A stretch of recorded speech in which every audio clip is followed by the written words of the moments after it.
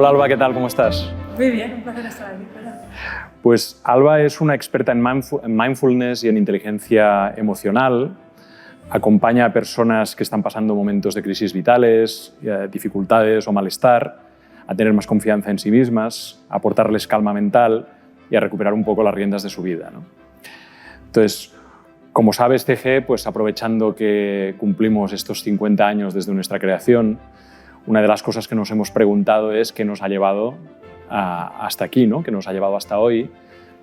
Y yo diría que la principal conclusión a la que hemos llegado ha sido que ha sido la actitud que hemos tenido ante los retos que nos ha ido generando la vida y el entorno profesional, ¿no?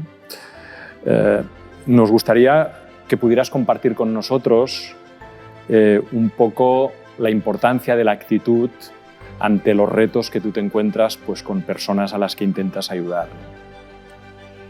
Pues bueno, efectivamente el tema de la actitud es muy importante porque te ayuda a darte cuenta de si estás conectado o no con tus capacidades, tus talentos, tus fortalezas.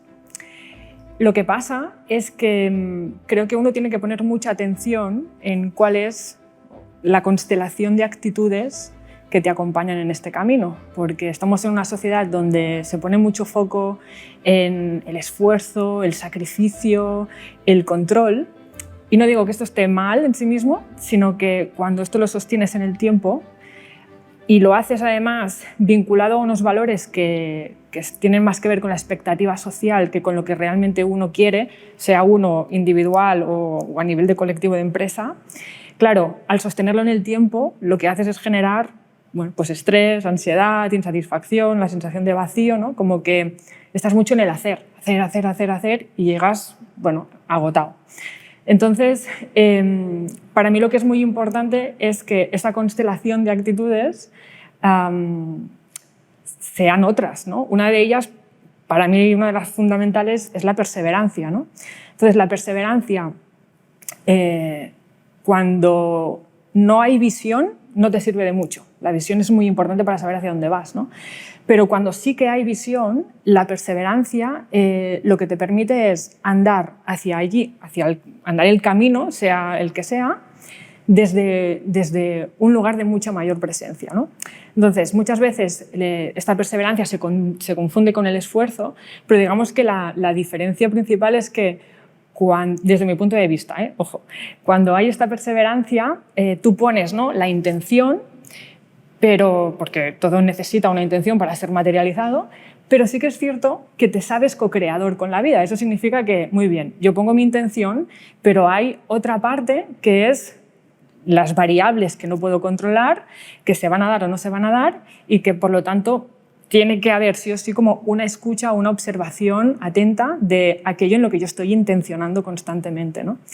Y eso para mí es muy chulo porque lo que hace es conectarte con la fe o la confianza en la vida, ¿no? Hay una frase que para mí es un mantra y que siempre comparto con mis alumnos y con mis clientes, que es la perseverancia trae ventura, que es una frase de Li Qing, ¿no?, de este libro oracular chino, precisamente porque a mí me cambió totalmente la vida el perseverar, sobre todo conectado con la confianza, ¿no? Que era como, vale, tú sigue en el camino, sabes que este es el camino, no, ni idea de hacia dónde llego, ¿no? Pero hay una certeza interna, ¿no?, que esto para mí es súper importante.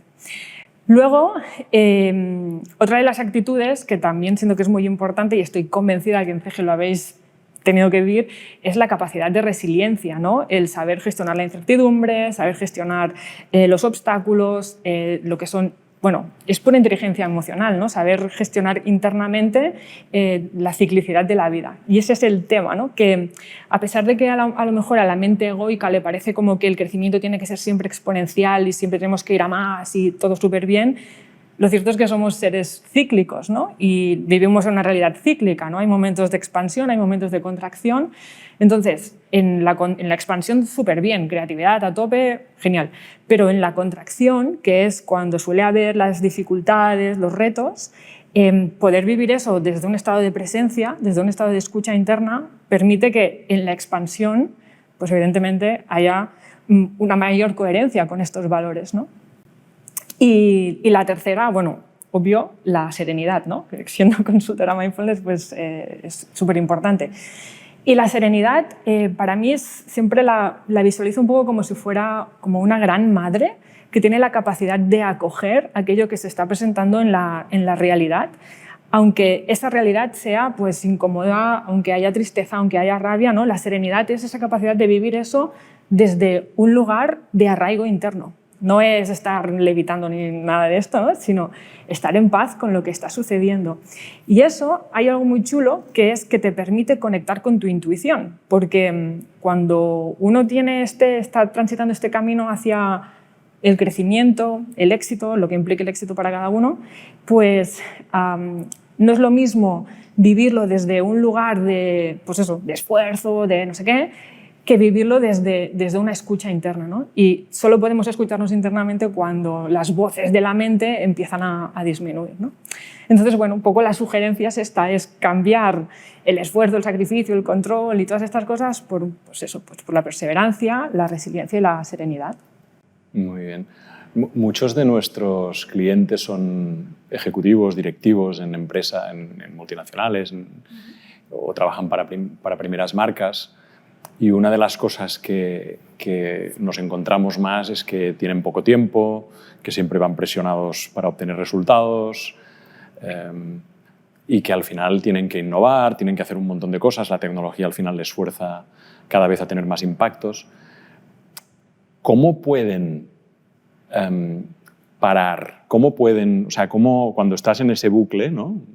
Por llamarlo de alguna forma, ¿por dónde podrían empezar de una forma simple a analizar qué podrían cambiar, ¿no? Porque yo creo que lo difícil es el momento en que paras, ¿no? A no ser que vengas de una crisis, pero ahí ya te ves un poco obligado, ¿no? Pero si no llegas a esa crisis, ¿cómo puedes anticiparte y hacerlo, ¿no? Por mi experiencia, lo que yo veo, si uno no para es porque está escogiendo no parar, ¿vale? Entonces, y normalmente escogemos no parar porque sentimos que si paramos dejamos de ser productivos. Entonces, cuando comprendemos que la mente es mucho más productiva cuando da espacio a la contemplación al mismo tiempo que a la acción, entonces parar forma parte del proceso creativo y del proceso productivo. Las primeras cosas que uno tiene que hacer, lo primero es cuestionarte qué está haciendo que no estés parando. Porque tú puedes decirte qué son las exigencias, que no sé qué, pero si el hecho de parar te reportara más beneficios, ¿pararías? Probablemente sí.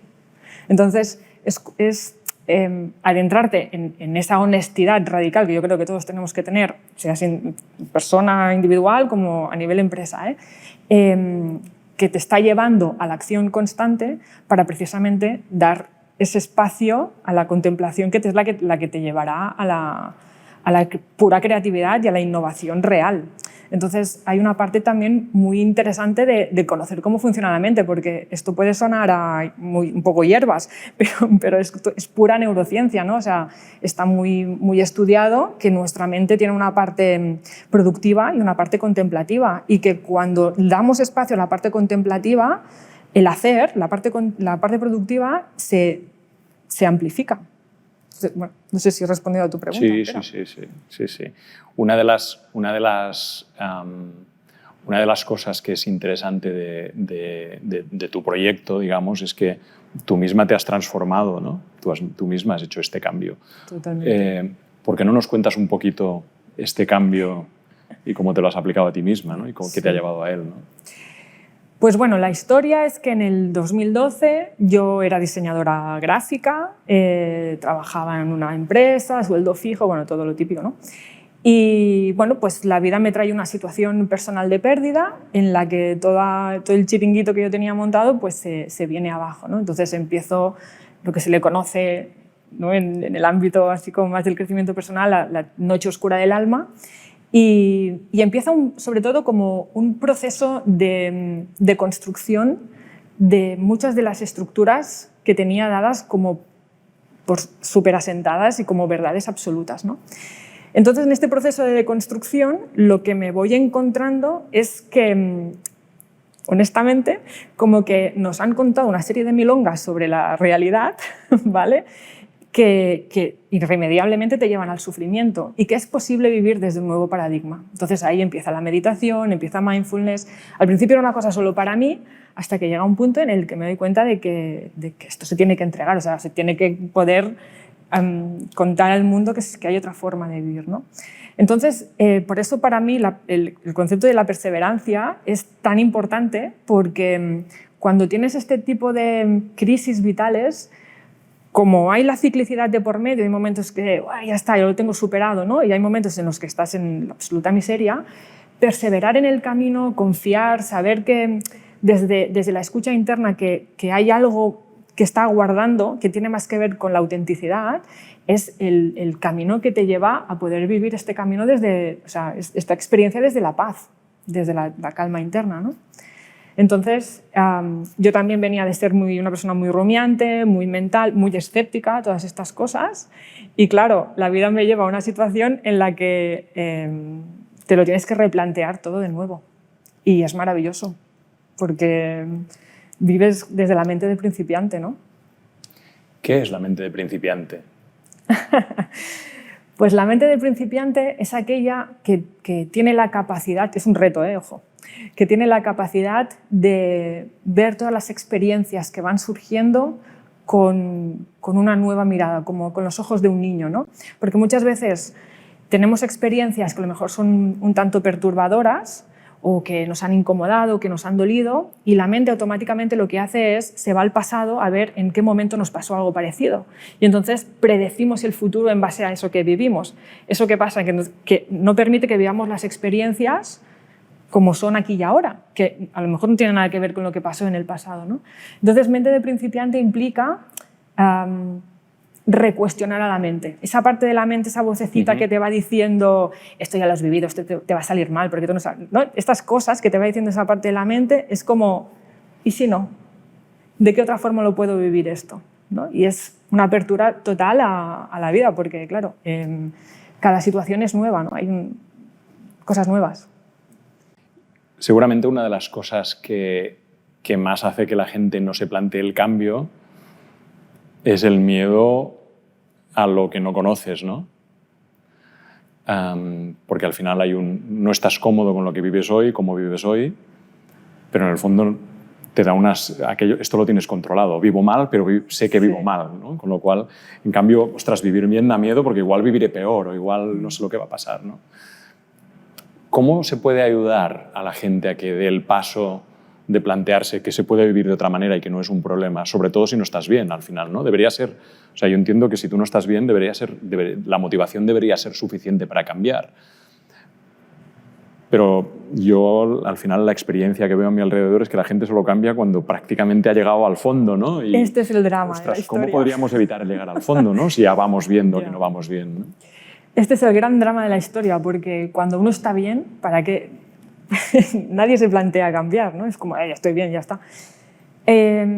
Honestamente creo que el único camino es fomentar la educación emocional. Creo que es el único camino, porque además hay mucha demonización de según qué emociones. Tengo un cliente que haciéndole una entrevista, ¿no?, preguntando sobre esto, decía, bueno, es que todos tenemos cadáveres en el armario y no todos queremos ver esos cadáveres, ¿no? Era un poco así, ¿no? Y es verdad, entonces a ver, yo tengo la esperanza de que todo esto está cambiando, pero nuestras generaciones anteriores, que inteligencia emocional y que, ¿no? O sea, primaba la supervivencia y ya está, no había mucho planteamiento de nada.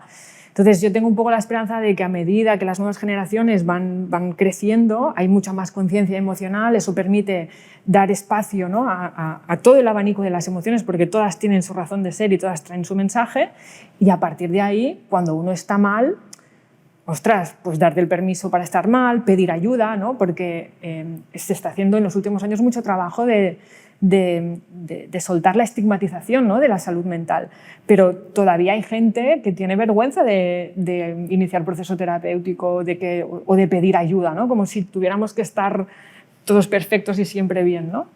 Entonces, bueno, yo tengo un poco la impresión de que estamos en una etapa de la historia de la humanidad un poco como de transición, ¿no? Y tengo la esperanza de que en el futuro todo esto esté más normalizado. Otra cosa que nos encontramos muchas veces con nuestros interlocutores es que la gente habla mucho de personas tóxicas, ¿no? De estar rodeado de personas que te quitan energía o lo que oyes, ¿no? ¿Cómo gestionas en un entorno laboral? Porque al final en un entorno laboral no puedes escoger. O sea, con los amigos puedes escoger, con la familia, por suerte, por desgracia, probablemente no. Pero en el entorno laboral te toca trabajar con quien te toca trabajar, sean compañeros o compañeras de trabajo, clientes, colaboradores, pero tienes que trabajar con gente que a veces te quita energía o te chupa energía o que es tóxica, ¿no? A ver, yo el tema de las personas tóxicas siempre me rechina un poco porque honestamente creo que en algún momento todos hemos sido tóxicos, ¿vale? Entonces, bueno, es verdad que hay gente como que, ¿no? A lo mejor es la toxicidad como que se sustenta más en el tiempo, pero yo parto de la idea de que todo ser humano tiene 3 necesidades básicas, que es ser visto, ser amado y ser reconocido. Entonces, si una persona está siendo tóxica es porque a lo mejor está pasando algo ahí detrás, ¿vale? Entonces, desde la perspectiva mindfulness, algo que se pretende siempre cultivar mucho es la compasión, que nada tiene que ver con la pena, sino que es como el respeto y la empatía por los procesos externos, ¿vale? ¿Eso significa que me tengo que comer al compañero que me habla mal? No, ¿no? Y es muy importante poner límites, pero creo que gran parte del problema de los conflictos que tenemos con las demás personas es que hay un alto nivel de personalización, como que me lo tomo personal, como que me están atacando a mí individualmente, ¿no? Y cuando tú te conoces a ti y te trabajas a ti, de ahí la importancia de la educación emocional, ¿no? Y te conoces y estás en paz con quien tú eres, el otro puede hacer, puede decir, pero si tú estás en paz contigo, que el otro sea como es, pues bueno, forma parte de su película, ¿no?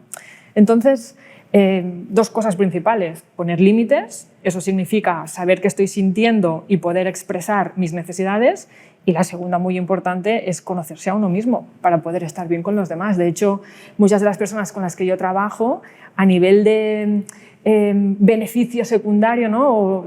¿no? Lo que pasa aparte de la propia transformación es que cambia de forma muy sustancial cómo se relacionan con los demás. Hay gente que se va, hay relaciones que tienen mucha mayor calidad, ¿no? O sea, es un poco eso. ¿Por qué nos cuesta tanto conocernos? ¿Por qué nos da tanto miedo conocernos a nosotros mismos? Pues mira, yo con los años me he dado cuenta de que tenemos más miedo de nuestra luz que de nuestra sombra. Creo que tenemos mucho más miedo de darnos cuenta de quiénes somos realmente, pero a nivel de cualidades, porque es como muy abrumador, que de los cadáveres, ¿no? Que decía este cliente. Entonces, bueno, esto es un proceso, ¿no? Porque cuando realmente te das cuenta de toda tu grandeza, te das cuenta de todo lo que puedes llegar a hacer, de todo lo que puedes llegar a alcanzar, y claro, eso puede suponer un cambio brutal en tu vida.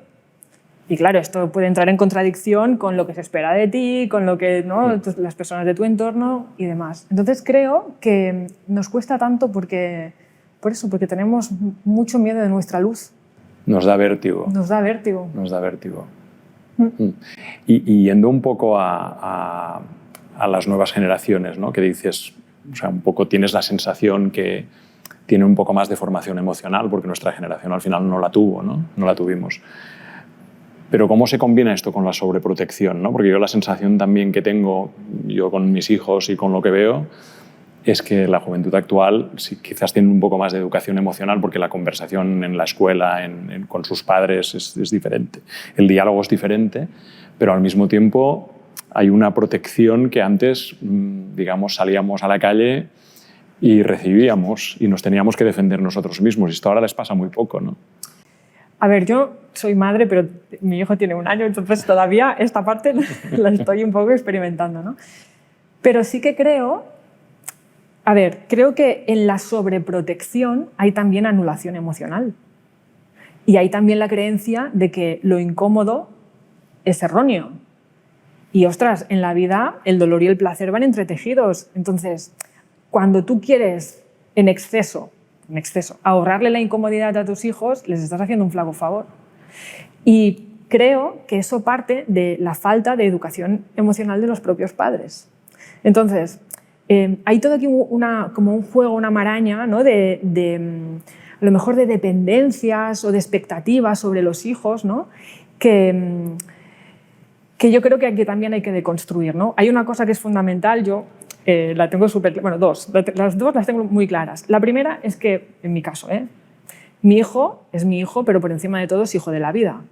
Yo soy el canal por el que está aquí, entonces hay cosas que él va a tener que vivir que yo ya puedo ponerme como me ponga, ¿vale? Él tiene su propio camino, ¿no?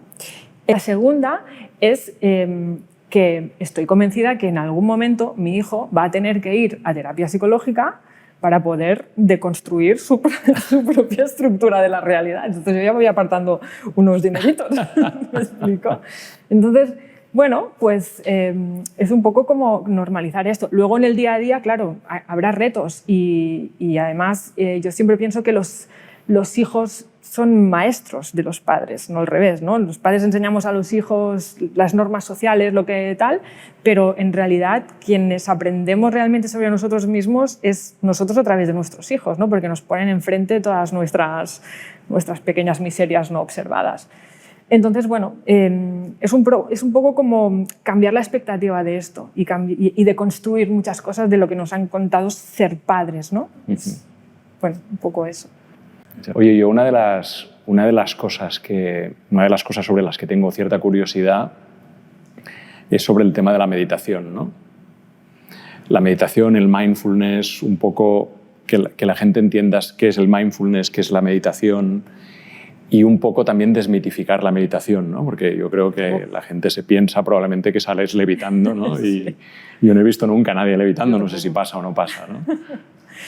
Pues, a ver, sobre la parte de meditación en concreto, porque cuando hablamos de mindfulness hay como la parte formal, que es la meditación, el me siento a meditar, y la parte más informal, que es hacer lo que haces en presente. O sea, cuando te duchas, yo siempre pregunto, cuando tú te estás duchando por la mañana, ¿cuánta gente hay en la ducha contigo? O sea, porque si está el jefe, está el no sé quién, está, ¿no? Lo que tengo que hacer es cuando tú te duchas y punto, ¿no?